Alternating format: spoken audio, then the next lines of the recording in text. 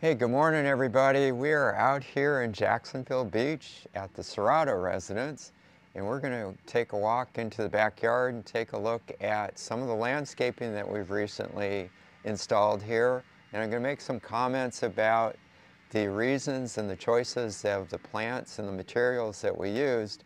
But you can kind of tell from this picture, it's nearly Christmas time. So the landscape looks a little bit, wintry. It will freshen up in the spring.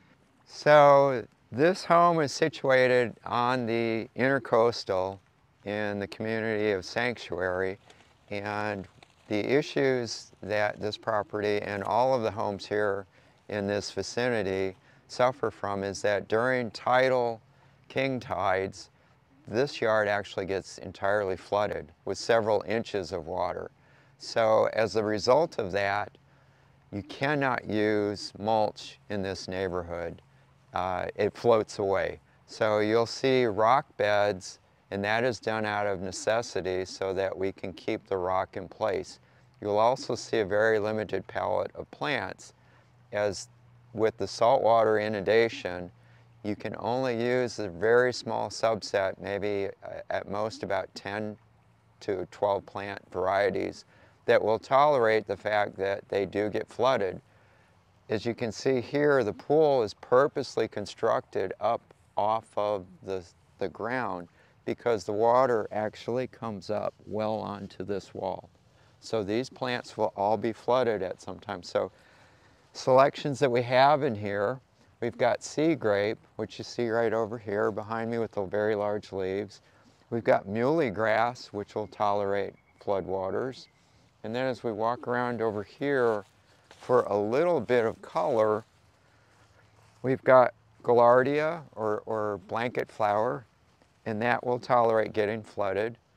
And we used a more decorative rock where it's visible from the home. So this is Colorado River rock, which has a very pretty gray and burgundy tones in it. Very beautiful rock. And one of the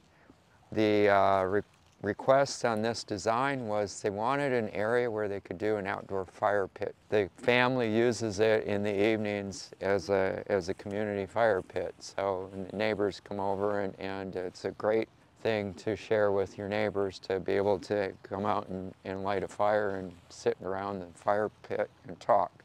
So we've done larger versions of the Colorado rock as the border, and then we used the gray granite, which we used across the back of the pool as the walking area. And this rock is a lot easier to walk on than, say, a rounded river rock would be, which is why we chose that for this. And then we have even larger. You can clearly see that they're using it because there's ash in here, so that's very cool.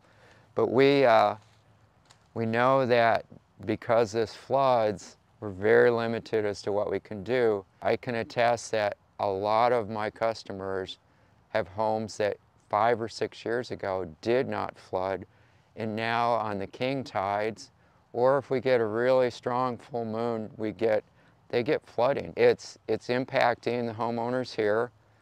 The plant selections are very limited. Thank you for stopping in, and we'll see you at the next one.